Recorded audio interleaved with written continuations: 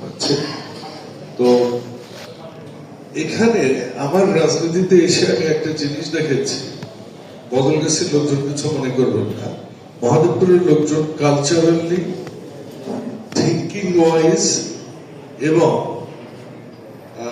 কি বলবো অনেক বেশি আপডেট। মহাদেবপুরের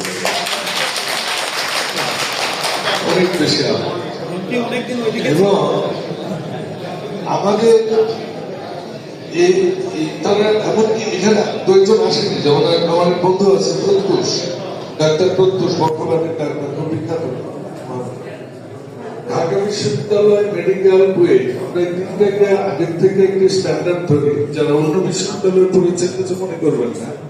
আমি প্রায় প্রত্যেক বছর খবর নিই যে ঢাকা ইউনিভার্সিটিতে কয়জন ঢুকলো, মহাদেবপুরের কয়জন, বদলগাছির কয়জন, ঢাকা মেডিকেল কলেজে এবং সরোয়ার্দীতে মহাদেবপুরের কয়জন, বদলগাছির কয়জন, এবং বুয়েটে মহাদেবপুরের কয়জন, বদলগাছির কয়জন। গত 15 বছর অন্তত বদলগাছি মহাদেবপুরকে পিঠ দিতে পারেনি।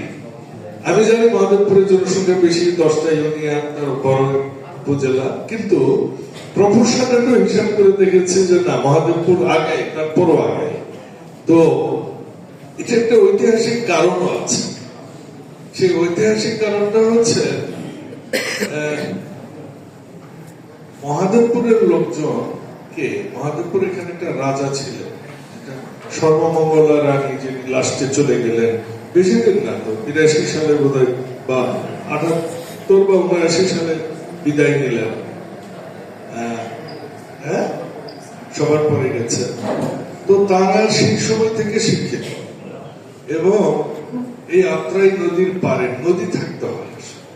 পৃথিবীতে যত জায়গায় শহর গড়ে উঠছে সব জায়গায় নদী, খেয়াল করবেন, নদী থাকবে, সমুদ্র বন্দর থাকবে, সেই জায়গাগুলো পৃথিবীর বিখ্যাত জায়গা। তো স্বাভাবিকভাবে মহাদেবপুর আত্রাই নদী বিধৌত এলাকায়, কারণ এখানে অনেক সাংস্কৃতিক ভাবে এবং লেখাপড়ার দিক থেকে, অর্থকরীর দিক থেকে, আমি আরো একটা জিনিস খেয়াল করেছি, ধর্মীয় দিক থেকেও তার আগে। মহাদেবপুরের মসজিদ গুলোতে নামাজ পড়তে গেলে মিনিমাম 30-40 জন মুসল্লি পাওয়া যায়। বদলগাছির মসজিদ গুলোতে গেলে মসজিদ গুলো অনেক সুন্দর, 4-5 জনের বেশি মুসল্লি পায়। অনেক মসজিদে এরকমটা হয়েছে। এমনকি কেন্দ্রীয় মসজিদ বদলগাছি, যেখানে আমরা কেন্দ্রীয় মসজিদ বলি, এখানে গেলেও মানে শুক্রবার ছাড়া আমি কোনোদিনও 20-30 জনের বেশি মুসল্লি পাই। তো এটা আমার ব্যক্তিগত অবজারভেশন। বদলগাছির লোকেরা মন খারাপ করেন না, আপনাদের এলাকার এমপি কিন্তু আমি। তো মহাদেবপুরে আমি যখন ইঞ্জিনিয়ার ফয়সালকে দেখি, আমি নির্বাচনে, আমার তো কোনো অবৈধ টাকা পয়সা নাই, এখানেও 2-1 আছে যারা আমাকে 2-1 লাখ করে টাকা দিছে, এখানে 2-4 লাখ টাকা দিছে। আবার অনেকে আছে তারা আবার টাকা নিচ্ছে, খাটায়ও, মানে খরচ করে নিজের পকেটে রাখছে, এরকম লোক আছে, এটা স্বাভাবিক। তো ফয়সালের থেকে 15 লাখ টাকা ধার নিয়েছে নির্বাচনের মধ্যে, মানে বলি আমার সবকিছু খোলামেলা, আমি প্রাইভেট কোম্পানি চাকরি করছি, খুবই আমি খোলামেলা মানুষ। তো ফয়সাল থেকে 50 লাখ টাকা ধার নিলাম। তো আমি ওকে বললাম আমি একটা পোস্ট ডেটেড চেক দিব, আমি চেক দিছি। চেক দেওয়ার পর নির্বাচন হয়ে যাওয়ার পর আমি আমার বাইরের থেকে টাকা পেয়েছি, তখন টাকাটা আমি ফেরত দিল। তোকে লিখে আমি ক্যাশ দিলাম, ফেরত ক্যাশ পেয়েছি, ক্যাশ পেয়েছি। তো এক প্রকার আমার দিকে তাকাইছিল যে রাজনীতির টাকা ফেরত দেয় নাকি। কিন্তু আমি যখন চেক দিচ্ছি, ওই চেক কিন্তু আমি নিয়ে ছাড়ছি, তাই না? চেক কিন্তু নিয়ে ছাড়ছি, চাপ দিয়ে নিয়েছি, টাকা দিয়েছে, চেক দেবে না। এইটাই কারণেই করছে যে ওকে প্রফেশনালিজমটা শেখা। এই প্রফেশনালিজম ও মহাদেবপুরের লোকজন ভালো জানে, বদলগাছি। তো যাই হোক, এটা মহাদেবপুরের লোকের কাছে আমি খুবই কৃতজ্ঞ যে তারা আমাকে ব্যাপকভাবে ভোট দিচ্ছে, এবং যে ইউনিয়ন গুলাতে জীবনেও বিএনপি থেকে পাশ করেনি, ওই ইউনিয়ন গুলোতেও আমাকে সর্বোচ্চ ভোট দিচ্ছে। মিলন ভাই সরি, সব জায়গায় ওই যে দেবরপুরের ভদ্রলোক, আমি যখন যাই, দেবরপুর আওয়ামী লীগ এলাকা, দেবপুরেও পাশ করেছি, মানে এনায়তপুরে জীবনে বিএনপি পাশ করে আমি কিন্তু পাশ করছি, চেরাপুরে জীবনে বিএনপি পাশ করে। এখানে 4 মাসের কেউ আছে? ওই একজনই, ওই মালিক আমি অনেক আগে থেকে ছিল, বন্ধু মানুষ, বড় ভাই মানুষ। তো ওই 2 জনকেই চিনি। কম মানুষ আমি দেখলাম এখানে। এই প্রশ্নটা এই কারণে করলাম যে আমি কখনো প্রশংসা করি না মানুষের সামনে, সমালোচনা, এবং আমার নেতারা আমার উপর খুশি না, আপনি শুনে দেখবেন, খুশি না। তো এই মত কথা ঠিক নেই, হ্যাঁ? তো আসাদ নেতারা খুশি আমার উপর, খুশি। তো সেটা হচ্ছে আজকে লোক সংখ্যা অনেক হয়েছে, কিন্তু প্রত্যেকটা ইউনিয়ন থেকে যদি লোক সংখ্যা হইত তাহলে আরো ভালো হইত। সরি ফয়সাল, এত কষ্ট করে সমালোচনা শুনলাম, হয়ে যাবে ইনশাল্লাহ, হয়ে যাবে, অবশ্যই হয়ে যাবে, কেন হবে? মানে আমি বললাম আরো একটা সমালোচনা আছে আজকে, কেউ বলতে পারবেন কি? সবার মন খারাপ, অফিস করে বউ বাচ্চা না দেখে আসলাম, কি কেউ বলেন তো দেখে? হ্যাঁ, হ্যাঁ, ছুটির দিনে। আর হ্যাঁ,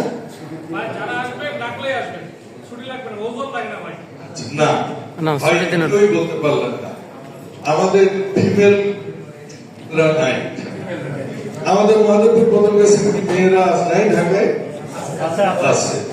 আজকেও একজন মেয়ে আমার সাথে সেলফি তুলল, এলএলএম পরে ঢাকা বিশ্ববিদ্যালয়, তো ইয়েতে আসছে, কাজে আমরা ওই জায়গাতেও কানেক্ট করতে হবে, ঠিক আছে? এটা আমরা একা চলতে পারবো না। 51% আমাদের হচ্ছে ফিমেল, আমাদের কনস্টিটিউশন 49%, আমরা কিন্তু শুকালো, এটা মাথায় রেখে দাঁড়িয়ে কথাবার্তা করি, ঠিক আছে? তো আমি আমাদের বদলগাছি একটা সমিতি আছে, বদলগাছি সমিতি মাধবপুরে আছে, মাধবপুর সমিতি আছে, কিন্তু এই সমিতিগুলো পরিচালিত হয়, মনে করেন আমি এমপি হয়েছি, এবার আমাকে ডাকছে, আবার আমি চলে যাবো, নতুন যে এমপি হবে সেটা তাকে ডাকা হবে। এই একটা, মানে আমি ওই নওগাঁ জেলা সমিতিরও আমি আজীবন সদস্য, জীবনে একবার গেছি, ওই একই কাহিনী, মানে যে হবে, যে এমপি হবে সেই ওখানকার অবস্থা, মানে আবার বিরোধী দলে গেলে ডাকলেও সমস্যা, আবার বলে কি তাই আমরা রাজনীতি করি, রাজনীতির লোকদেরকে আমরা ডাকি, এরকম একটা বিষয়। তো যাই হোক, আমাদের রাজনীতির মধ্যেও থাকতে হবে। তবে সেই প্রসঙ্গে একটা কথা বলি যে আমাদের এখানে আমার বন্ধু আসছে নাসির, চ্যানেল সাংবাদিক, কয়েকদিন আগে ঝাড়ি খেয়েছে আমার কাছ থেকে, ঝাড়ি খেয়ে আবার চেয়ারও আমি দেখছি মনে ভাবতেছে। এইটার কারণ ওই যে আগে যে কথাগুলো বললাম, ওই কথাগুলো। তো এইখানে আমাদের ফ্যামিলি কলিগদের আনতে হবে, আরেকটা জিনিস এখানে করতে হবে, রাজনীতি যে যেটা করতে পারে আপনার আদর্শ আপনার কাছে আপনার সাথে রাখে, আমার সাথে আপনাদের রাজনীতি করার জন্য আপনাদেরকে ডাকে, এবং আমি চাইও না যেখানে রাজনীতির আলোচনা, যার বেশি কুরকুরানি আছে সে আমার সাথে, আমি টকশো করে দেখে নিতে পারে, আর না হলে আপনার ভিড় থাকলে আপনি আমাকে বলতে পারেন। এই জায়গায় এসে আমার এখানে এনসিপিও থাকবে, জামাতও থাকবে, আওয়ামী লীগও থাকবে, জাতীয় পার্টিও থাকবে, বিএনপিও থাকবে, দয়া করে রাজনীতি নিয়ে যেন আমরা এখানে ফসল না করি। ধন্যবাদ। এই জায়গাটার মূল উদ্দেশ্যই হবে, এই জায়গাটার মূল উদ্দেশ্যই হবে যে আমরা যেন এখানে সবাই একসাথে, সবার সাথে, সবাইকে নিয়ে সব সময় আমরা থাকতে পারি, এই একটাই উদ্দেশ্য। সেটি কিরকম, আমরা আমাদের এখানে রাজনীতি করি তো জিনিসগুলো সবসময় আসে।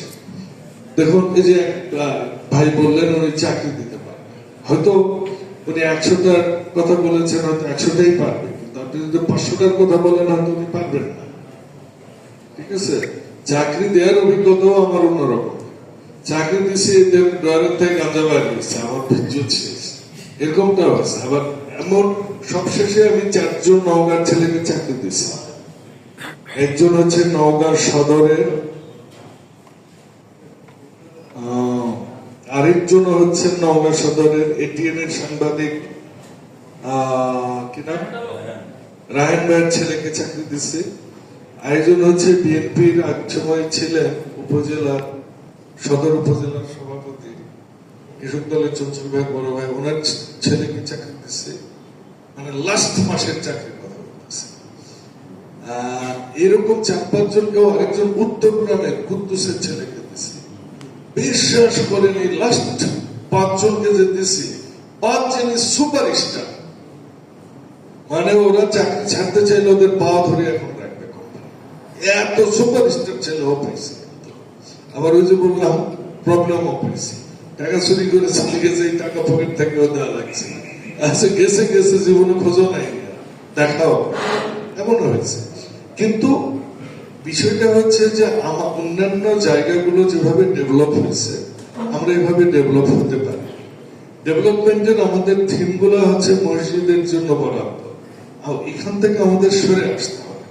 আমাদের যেগুলো আছে এগুলো আমাদের বেচতে হবে। মাল বেচা পৃথিবীর সবচেয়ে কঠিন কাজ, কথা ঠিক বুঝছি? মাল বেচতে হবে। আর আমার কি মাল আছে, আমার পাহাড় আছে, বেচতে হবে। আমার আজকে আমি দিচ্ছি, এই গ্রামের আলী দেওয়ানা দেখো নি, দেখছো? হ্যাঁ, ওটা মানে ওটা সংসদে লিপিবদ্ধ হয়ে গেছে। তো আলী দেওয়ানার পাখির অভয়ারণ্য দিচ্ছি। হ্যাঁ, আমাদের কিন্তু অনেক কিছু আছে। আমাদের বিলাসবাড়ি ইউনিয়নে মাটির নিচে কয়লা ময়লা আছে, তাই না? কেউ আছে এখানে? এটা নিয়ে আমাদের কাজ করতে হবে। যেমন আমাদের রেল লাইনটা আমাদের সোজা করে ফেলতে হবে, যাতে আমরা 2-3 ঘন্টার মধ্যে আসতে পারি, তাই না? সোজা মোটামুটি হয়ে গেছে, এখন পুরো আলেমের মতো সোজা হয়ে যাবে, শেষ বুঝতে ঢুকে পড়বে। আর যদি আপনি মনে করেন যে মহাদেবপুর থেকে উঠছে, উঠে 2.5 ঘন্টার মধ্যে কারণ বাজারে এসে নেমে গেছে, তাহলে আপনার ফজর নামাজ পড়ে ট্রেনে উঠলে অফিস করে বাইক যায় আবার ঘুমাবে, তাই না? আর এই ট্রেনের কথা তারেক রহমান সাহেব নিজেই কিন্তু মঞ্চে অনুমোদন দিয়ে আসছে। এটা এখন এবার একদিকে হয়নি, পরের বছর একদিকে হবে ইনশাল্লাহ, এবং ওই রেল লাইনটা হবে। আমেরটাও তো উনি ঘোষণা দিয়ে এসেছেন, এবং সে করছেন, গুলো হবে। আরেকটা হচ্ছে আমার আরেকটা প্রজেক্ট আছে, সেটা হচ্ছে আপনার পাহাড়পুর থেকে নওগাঁর যে রাস্তাটা অনেক চিপা, এই রাস্তাটাকে 4 লাইন করে যদি আমরা, পাহাড়পুর মানে শোভাপুরের পাহাড়পুর না, পাহাড়পুর মধ্য হয়ে জয়পুরহাট থেকে বদলগাছি হয়ে নওগাঁ হয়ে এই রাস্তাটাকে আমরা যদি আঞ্চলিক মহাসড়ক করতে পারি, 4 লেন না হোক 3.5 লেনও যদি করতে পারি, তাই না? তাহলে বোধ হয় এইটা ভবিষ্যতে ট্রান্সপোর্টেশনে আমাদের হেল্প করবে। আরেকটা হচ্ছে প্রকল্পের মধ্যে আমি মনে করি যে সবচেয়ে বড় প্রকল্প আমার কাছে যেটা মনে হয় যে শিক্ষাঙ্গনে শিক্ষক নিয়োগগুলা সিস্টেম মতো করা, রাজনৈতিক দৃষ্টিভঙ্গি থেকে না করা। যারা পড়ালেখায় ভালো, মেধাবী, তাদেরকে চাকরিতে নিয়ে, যাতে করে সমাজ উপকৃত হয়। এটা দেখা যায় না, কিন্তু একটা সময় এটা আপনাকে আউটপুটটা দিবে। এটা হচ্ছে সবচেয়ে সিরিয়াস বিষয়, কারণ এটা যারা আওয়ামী সমর্থক আছেন কিছু মনে করবেন না, গত 17 বছরে শুধুমাত্র টাকার বেসিসে নিয়োগ হয়েছে। এখান থেকে আমাদের মুক্ত করতে হবে বদলেছে। এইটা করতে পারলে আমরা ভবিষ্যতে আরেকটা যে টেকনোলজি, যেমন জার্মানের ইউসেফ, যারা ইঞ্জিনিয়ার আছে তারা জানে, ইউসেফ একটা প্রতিষ্ঠান আছে, কেউ জানেন? ইউসেফ স্টাইলে আমরা যদি ভোকেশনাল করতে পারি, তাহলে পোলাপানের পড়ালেখা করার আগে চাকরি বাকরি হবে। আর এই যে কারিগরি গুলা খালি মানে মাস্টাররা বেতন তোলে, ছাত্র নাই। প্রাইমারি স্কুলে, অনেক প্রাইমারি স্কুলে 10 জন ছাত্র, 9 জন শিক্ষক, এমনও আছে। আজকেও দেখলাম কোন এক স্কুলে ভাইরাল হয়েছে যে 6 জন শিক্ষক, 5 জন ছাত্র। বাংলাদেশের শিক্ষা ব্যবস্থাটা আমাদের ঠিক করতে হবে। আর কারিগরি শিক্ষা এই সকল বোর্ডের শিক্ষা হবে না, ইঞ্জিনিয়ার, প্রফেসর এদেরকে ঢাকা থেকে নিতে হবে, রেসিডেন্সিয়াল করতে হবে, জায়গা নিতে হবে। হ্যাঁ, সেখানে ছাত্র সহ রেসিডেন্সিয়াল ছাত্র নিতে হবে হাতে কলমে। কারণ এই কারিগরি শিক্ষার ছেলেরা দেখবেন মাটির একটা বাসনও বানাতে পারবেন না, বুঝছেন? যেখানে সার্টিফিকেট নাই, চাকরি নাই, দেশের বড় একটা মানে কি বলে লাইবিলিটি। কারিগরিতে যারা পড়ছেন তারা আবার কিছু মনে করে কারিগরি মানে কি, মানে ওরা কিছু বানাবে, কি বানাবে, কিছুই বানাবে। তো এই জন্য যেন বাচ্চারা বানাতে পারে, হ্যাঁ, কিছু না হলেও ভালো মিস্ত্রি জানা হয়, যেটা ইউসেজ করে। তো এই জন্য রেসিডেন্সিয়াল ধরে ইনস্টিটিউট করতে চাই, এবং সেখানে আমরা বিদেশি ল্যাঙ্গুয়েজ সহ টেকনিক্যাল এডুকেশন এবং হাতে কলমে শিক্ষা, এইটার একটা দুই উপজেলায় দুটো প্রতিষ্ঠান। আর কিছু করা লাগবে না, কোনো এমপি কিছু করে না, সবই সরকার করে, পরিকল্পনা সরকার। বেসিক কাজ এইটুকু। এমপিরা কি করে, ব্রিজ আসে, ব্রিজ উদ্বোধন, তাই না? এই যে মহাদেবপুরে দেখছেন না, ওই দিন আমি পার্লামেন্টে বলছি, তো দেখছেন, শুনছেন? খামাখারে ভাই হাটের মধ্যে দিয়ে ব্রিজ করছিস, এইদিকে কত জায়গা এটা বাইপাস করতে পারতো না, পুরো মহাদেবপুর শহরটা নষ্ট করে ফেলছে। আমি কি খারাপ কথা বলছি?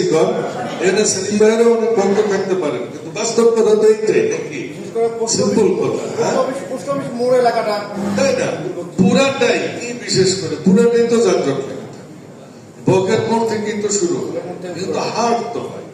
তো যাই হোক, তো আমাদের এমপির কাজ কিছু নাই। এমপির কাজ হচ্ছে সরকারের বরাদ্দ গুলা যেন দলীয় লোকজনের প্রভাব মুক্ত করে সুন্দরভাবে সাধারণ লোকজনের, গরিবদের কাছে যেয়ে পড়ে, আর উন্নয়ন পরিকল্পনা করাটা মেন কাজ। বাকি কাজ সরকারই করে, ওগুলা এমপির কোনো কিছু নেই। অন্তত এমপিটা ভালো আছে। মাদক কিন্তু আমরা এ পর্যন্ত 58টা ভ্রাম্যমান করেছি। রোজার মাসে এগুলো করিনি, এই এক মাস কয়েকদিনে 2 উপজেলায় 58টা ভ্রাম্যমান আমরা করেছি। টোটাল 126 জনকে জেলে পাঠানো হয়েছে। তো মাদকের উপর আমি ওসি চেঞ্জ করেছি, আগেরটা মহাদেবপুর একটা বদলগাছের ওসিটা আমাদের মানে আমি সাংবাদিকদের সাথে বসতেছি, যেমন মহাদেবপুরের সাংবাদিকরা সবাই এই 6-7টা যে ইয়ে আছে না, কি বলে, প্রেস ক্লাব, হ্যাঁ, একটা উপজেলায় 6টা-7টা প্রেস ক্লাব, এবং তারা এক একজন এক এক স্টাইলে চলে। তো মহাদেবপুরের সব সাংবাদিকরা রাজি হয়েছে যে তারা সবগুলা মিলে একটা প্রেস ক্লাব করবে। আমি বদলগাছিকেও নিয়ে ওই আলোচনাটা করব, যদি বদলগাছির গুলা রাজি হয় আমি তাদের সাপোর্ট করব। বিষয় হচ্ছে কি, যে আমি যদি আমার সুবিধাটা দেখি, হ্যাঁ, যে আমি সভাপতি, এজন্য ছোট ছোট ব্যাংকের ছাতার মতো ওঠে, এবং এটা নিয়ে অনেক কনফ্লিক্ট হয়। ভাই আমাকে তো অ্যাড দেয়নি, ভাই অমুককে অ্যাড দিচ্ছে, ভাই ইউনো এখন 7টা ক্লাব থাকলে কাকে দেবে? তো ইউনোর নিয়ম কিন্তু আছে, আইন আছে, কিন্তু লটারি করা, ইউনো লটারি করে না, কারণ এই সুযোগটা ইউনোই বেশি, এই সুযোগটা পলিটিক্যাল লিডারই বেশি। তো এলাকা ক্ষতিগ্রস্ত হয়, কারণ সাংবাদিকরা হচ্ছে একটা এলাকার চোখ। এই এলাকার সবকিছু একটা সাংবাদিক একটা নিউজ বিভিন্ন ভাবে দেখতে পারে। হ্যাঁ, যেমন আজকে আমি একটা শব্দ বলছি, কুরকুরানি থাকলে নেতা মুখ খারাপ করে, আর যদি পজিটিভলি দেখে নেতার লোকাল ভাষা বলে, দুটোই কিন্তু একই জিনিস। তো এই কারণে আমাদের সাংবাদিকদের সহায়তাও দরকার, তারা তো তুলে ধরবে আসলে কি হয়। গতকালকে একটা নিউজ হয়েছে এনটিভি অনলাইনে, বদলগাছিতে বালুর মহোৎসব, সেখানে একটা কথা লেখা আছে, রাজনৈতিক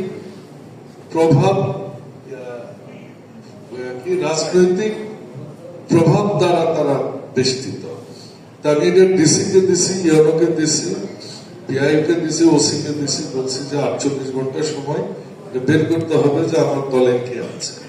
এখানে সাংবাদিকদেরও একটু পার্টিকুলারলি একটু দরকারটা কি, দেখুন, মনে করেন যে এটা তো ঠিক 17 বছর যে পোলাপান গুলো আমার সাথে মিছিল করছে, আপনারা তো করেন, বুঝছেন, ওরা করছে, তোদের বউ বাচ্চা আছেন, ওরা খাবে কি? ওরা কি মানুষের, আমি টিআর দিই, 1 টাকাও টিআর দিই, কাবি খাতি, ওদের ভিজিএফ এর 5টা কার্ডও পায়, সবাই অসহায় অবস্থা। বিদ্রোহ কবে আমার বিরুদ্ধে হয় আমি জানি না, হয়তো নেতারাই হয়তো ঝাড়ু মিছিল বের করে। কিন্তু বাস্তব কথা হচ্ছে আমরা তো আমাদের রাজনৈতিক নেতৃবৃন্দকেও তো দেখতে হবে। তো রাজনৈতিক নেতৃবৃন্দ কিভাবে চলবে এগুলোর তো একটা সুন্দর পরামর্শ কারা দিতে পারে, সাংবাদিকরা দিতে পারে। ভাই এটা এই করেন, ওখানে একটা প্রজেক্ট করেন, ওইখানে যুব দলের ছেলেদের দেন, ওরা চালাবে। এবং তাদের তো ব্যবসা করতে হবে, 17 বছর তো তারা নিজের ব্যবসাও করতে পারে। তো এই যে একটা অবস্থা, এই কারণে আমাদের সাংবাদিকদের খুব লাগবে, সেই সাথে সাংবাদিকদের আবার একাত্মতাও লাগবে। তারাও যেন এমপিকে এলাকার ডেভেলপমেন্টে হেল্প করতে পারে, এবং সেটা খুবই জরুরি। আমি সাংবাদিকদের উপর বেশি জোর দিয়ে বললাম, কারণ দিন শেষে তারাই সোসাইটির কিন্তু কি বলবো সেফগার্ড, তারাই নিউজ করে। নিউজ তো আর আপনি করেন হয়তো ফেসবুক, হয়তো আমার ফেসবুক আইডিও হয়তো জানেন না অর্ধেক। স্বাভাবিক, আমিও তো প্রাইভেট কোম্পানিতে করছি। আরে তোর উদয় কি হয়েছে, আমার কাম হচ্ছে সালা আমি করবো, আমার কাজ হচ্ছে আমি চাকরি করবো। উদয় কি হয়েছে ওর এটাতে আমি লাইক দেবো কেন, ওর ফেসবুকে লাইক দেবো, আর দেওয়ার সময় হতো আমি প্রাইভেট কোম্পানি কখন দেবে। তো কাজে কন্ট্রিবিউট করবার বড় স্কোপ হচ্ছে সাংবাদিকদের। আমার কথা কি বুঝে গেছে? তো এই জন্য আমি রাজনীতি শুরুও করেছিলাম সাংবাদিকদের সাথে কথা বলে, তো ওটাও আমি করব। আগামীতে আপনাদের কাছে একটাই রিকোয়েস্ট, আপনারা যেন এইরকমটা না করেন যে সুলতান ভাই বসালো কেন, আমি তো বড় চাকরি করি, হ্যাঁ ফয়সালের দায়িত্ব দিল কেন, আমি হামাক হলো না কেন, হ্যাঁ ওই ফয়সালের দোস্তের জন্য ওকে ওখানে বসাইছে। আমরা এই ইগো গুলা যেন, আমরা সবাই সমান, কে বড় চাকরি করি, কে ছোট চাকরি করি, কে কি করি, এই মেন্টালিটিটা আমাদের প্রথম দরকার। দ্বিতীয় যেটা দরকার, আমাদের হালকা হলেও স্যাক্রিফাইস করতে হবে। আজকে স্যাক্রিফাইস করছেন না, অফিস শেষে একটা শারীরিক স্যাক্রিফাইস। বাসার যে কি সুন্দর ঠ্যাঙ্গালায় দিয়ে চা খাইতেন বা ভাত খাইতেন, কবজি ডুবাই ডাল দিয়ে, গরু গোস্ত দিয়ে, তাই না, চটকা চটকা ভাত খাইতেন, এটা হয়নি, এখানে চলে আসছে। তারপর কি যাওয়া আসা করতে আপনার খরচ গেছে, তারপর কি আপনার time, which is the most valuable, সময়ও দিয়েছে। এই স্যাক্রিফাইসটা কন্টিনিউ থাকতে হবে। কিরে ধরছে, হ্যাঁ আরে তোমার কাছে, হ্যাঁ নাই যে এটা বলা শেখ, এটাও বুঝো না। তো এইটা একটা জিনিস। আরেকটা জিনিস আমাদের মনে হয়, আমাদের একটা মাসিক দিন ঠিক করতে হবে। এবং সবাই বলছে ফ্রাইডে, আমি বলি ফ্রাইডে ছাড়াই ভালো, কারণ আমরা শর্টকাট আবার ফ্রাইডে করবো, যদি করে তার শুধু থাকবো খেলায় সোফার উপর পাও দিয়ে, তাই না, বাইতে পারবো আমাকে বউ বাচ্চার সব কাজে। আমার মনে হয় যে প্রত্যেক মাসের চতুর্থ মঙ্গলবার বা বুধবারে আমরা যদি এখানে বসি, মাসে একবার, আমাদের প্রচুর কাছে, মাসে বাদ না, 3 মাসে, হ্যাঁ মাসে হলো 3 মাস না 1 মাস, 1 মাস। এই তবে হাত নামান সবাই। 3 মাসের পক্ষে কে কে?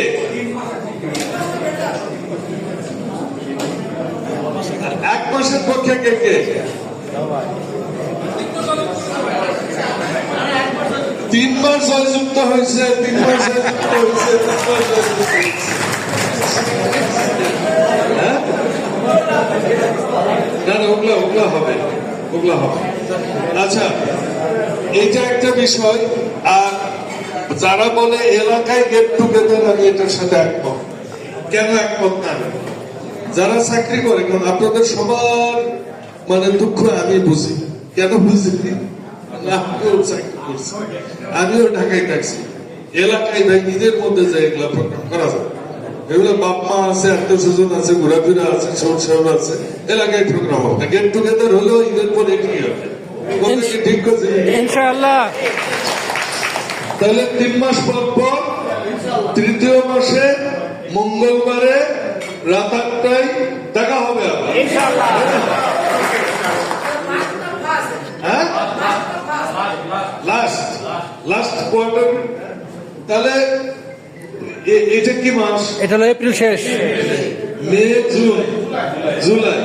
তো জুলাই চলে যাবে, তাহলে ঈদ পুনর্মিলনী হবে না? মেতে তো হচ্ছে, মেতে ঈদ হইতেছে আগামী মাসে। কত তারিখে? 23 তারিখ, না 23 তারিখ, 27 28 তারিখ, 28 দিকে। 28 তারিখ। তাহলে আমরা জুন মাসের সেকেন্ড উইকে একটা ইয়ে করি, ওইটা আলাদা, ওটা গেট টুগেদার, ওটা পুনর্মিলনী। হ্যাঁ, ঠিক আছে, এই ডেটটা সার্কুলেট করে দিবে হোয়াটসঅ্যাপের মাধ্যমে। ডান ডান। ওকে। আর প্রত্যেক 3 মাস পর তৃতীয় মাসের লাস্ট উইকে মঙ্গলবারে 8টার সময় এই জায়গায়। আরেকটা হচ্ছে আমরা এরপর আইডিয়া জেনারেট করব। আমরা যে যে সেক্টরে আছি, মনে করেন যে কেউ আমরা সরকারিতে আছি, কে একজন বললো যে শিক্ষা স্বাস্থ্য শিক্ষা অধিদপ্তরে আছে কে একজন, তো আপনি এলাকায় প্রজেক্ট না, আমি অটোগ্রাফ দিয়ে দেবো, হয়ে যাবে। কাম করেন এলাকার জন্য, যে যার সেক্টরে কাজ করেন, ঠিক আছে? আরেকটা কথা বলি আপনাদেরকে, যে এইখানে আমাদের ভবিষ্যতে, আমি এখানে কোন বদলগাছি সমিতি, মহাদেবপুর সমিতি বা বদলগাছি মহাদেবপুর সমিতি এগুলো করতে যাচ্ছে না। এরই একটা প্ল্যাটফর্মে থাক, বেশি সাংগঠনিক রূপ দিতে গেলে এই প্রোগ্রামই হবে না, খামাখা কাঁচার লাগবে, ওই সভাপতি হচ্ছে কেন, ওগুলোতে যাবো না ভাই। কথা ঠিক আছে? ঠিক আছে, হ্যাঁ, কথা ঠিক আছে। কারণ এগুলা নিয়ে অনেক ভেজাল হয়েছে আমার জীবনের দেখা, আমার বন্ধু নাসিরও জানে মনের ব্যথা। তো এখন আমরা এটা একটাই হোয়াটসঅ্যাপ গ্রুপ থাকবে, ফেসবুক গ্রুপ থাকবে, প্রয়োজনে ওয়েবসাইট থাকবে, এই পর্যন্তই শেষ। ওয়েবসাইটে আমরা সবাই রাজা, নামের আদ্যাক্ষর অনুযায়ী লিস্ট হবে। লিস্ট কিসে হবে?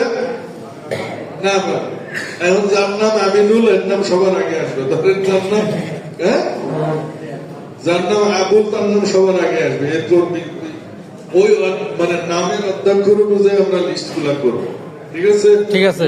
মানে কার কোনো অবজেকশন আছে? না। নিয়ম শৃঙ্খলা গুলা বলে দিতেছি। এবং আমরা ফেসবুকে একটা গ্রুপ করব এবং হোয়াটসঅ্যাপ গ্রুপ থাকবে, যে আসবে আসবে। আর এবার যদি কেউ একজন ব্যক্তি ইয়ে করে, কি বলে, স্পন্সর করে, এবার করছে, তাই না? তোমরাই করছো, তোমরা নিজেরাই করছো, ভেরি গুড। তো কেউ না করলে আমাদের ফান্ড কোনোদিনও আমরা কালেক্ট করবো, যেগুলো খুব ইজি করবো, যেটা হচ্ছে গ্লোবাল কনসেপ্টে বলে ভার্চুয়াল অফিস। অফিস নাই, কোম্পানি আছে, ওইরকম। আমাদের গঠনতন্ত্র থাকবে না, সভাপতি সেক্রেটারি থাকবে না, কিছুই থাকবে না। মনে করেন যে এক মাসে আমরা স্পন্সর পাইলাম না, ঠিক আছে, প্রয়োজনে আমরা সবাই 50 টাকা করে দিলাম, দিয়ে আমরা প্রোগ্রাম করবো। কথা ঠিক আছে? কেউ কাউকে ভাবেন না যে ওই মাসে যে দিয়ে খাইতে হবে, বা ওই মাসে করে গেছে, না, হবে না, হবে না ইনশাল্লাহ। জাস্ট ভাগ করলাম। আর আমাদের সবার এখানে খোলা মনে নিষ্ঠা হবে, সবচেয়ে ইনশাল্লাহ। আর দয়া করে আমার কেউ বিষয় করেন না, কারণ এই 5 বছর পর যদি এমপি না থাকলে, তাহলে কি আমার আশা বন্ধ হয়ে যাবে?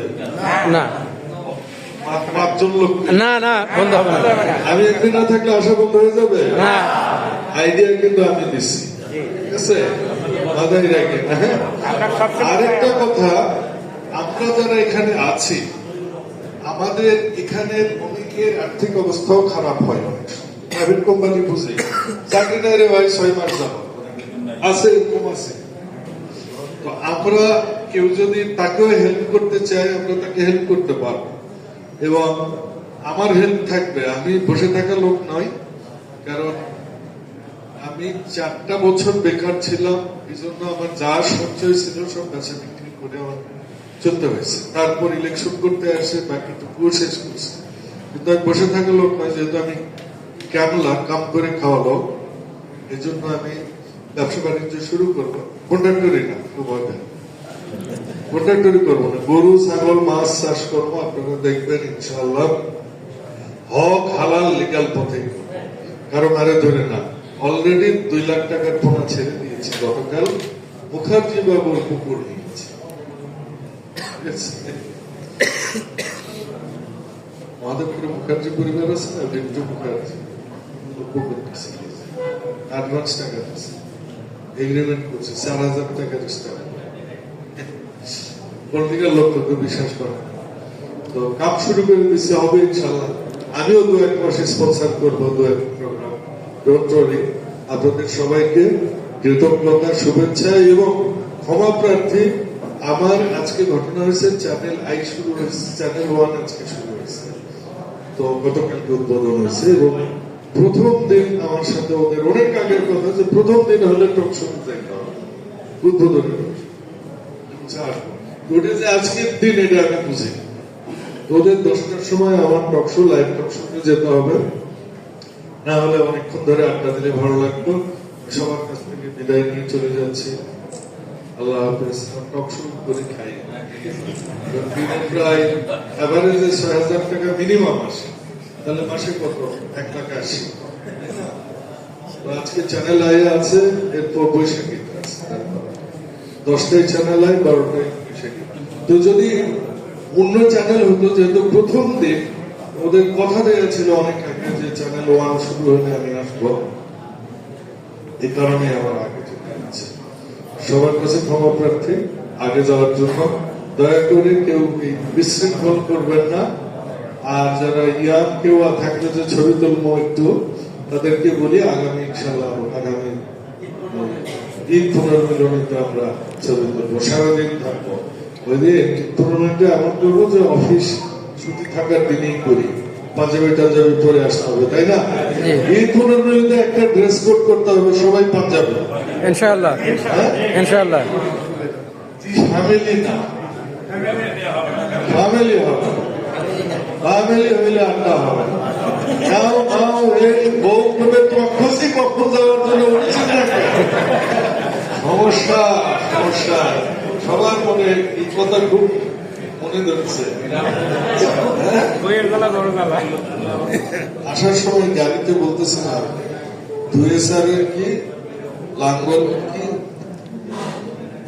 করে যাবে, 2HR বউ কিল, 8-10 লাঙ্গলে খিল, 2HR বউ সংসার ঠিক থাকবে। আমাদের এলাকার এক লোক, এই ভাই ভিডিও করেন না, মাঝে বলছে দাঁড়িয়ে নির্দেশী করে দেবো। মানে আমরা সেই ফিমেলদেরকেই বলবো যাদের বাপের বাড়ি এখানে এবং যারা মহাদেবপুর বদলগাছি পেশাজীবী কিংবা যারা আসতে ইচ্ছুক, তাদের নিজের বউ বাচ্চারা আনার সময় হবে, আমরা আরো বড় হই, তাই না? তো আমার এই যে স্বৈরাচারের মতো কিছু পয়েন্ট বললাম, এতে কারো কোনো আপত্তি আছে? আপত্তি থাকলে হাত তোলেন। না হ্যাঁ না, সত্যি নাই? আচ্ছা, কোন আইডিয়া আছে? বলো। হ্যাঁ,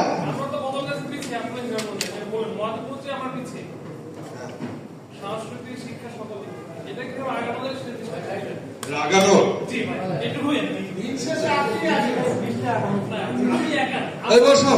রাজনীতি বোঝে না।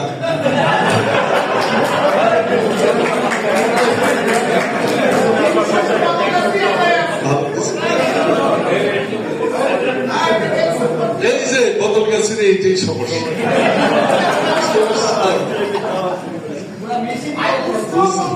বুঝলেন না রে? হ্যাঁ,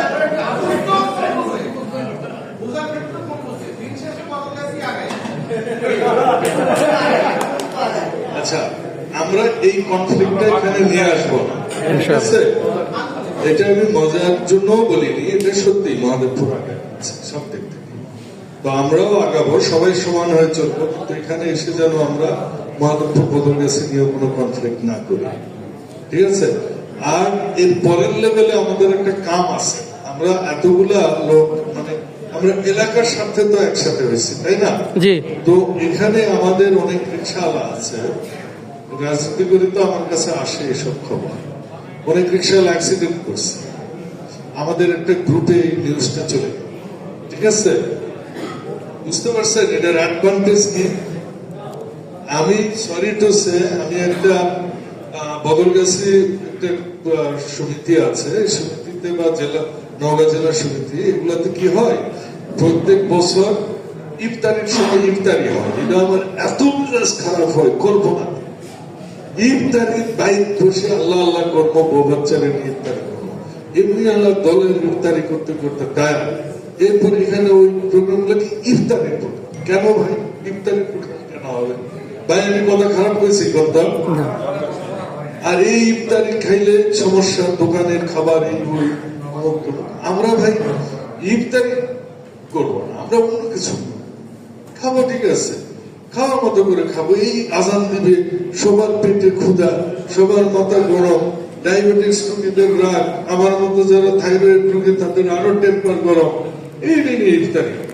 তো ওই সমিতিগুলোতে দেখছি শুধু ইফতারি হয় আর বছরে একবার পিকনিক, তাও নিজের পছন্দের লোকজনদেরকে দিয়ে হয়। আপনার খবর পাবেন, সিস্টেম নাই তো, ওপেন সিস্টেম নাই। ওই দু তিনজন লোক মিলে ওটারে ইয়ে করে, নাট বল্টু ঘোরা। তো আমরা এই আগামী, হ্যাঁ, তো ঠিক আছে আমার কথা তাহলে আমরা শেষ করি। আপনারা দয়া করে বিশৃঙ্খলা না করে একটু বসে থাকেন, আমি চলে যাবো। আল্লাহ হাফেজ। চলে যাওয়া মানে প্রস্তাব নয়, ফুল দিবে। ঠিক আছে, অ্যাডমিনের পক্ষ থেকে খোদা হাফেজ। বাংলাদেশ জিন্দাবাদ। আসসালামু আলাইকুম।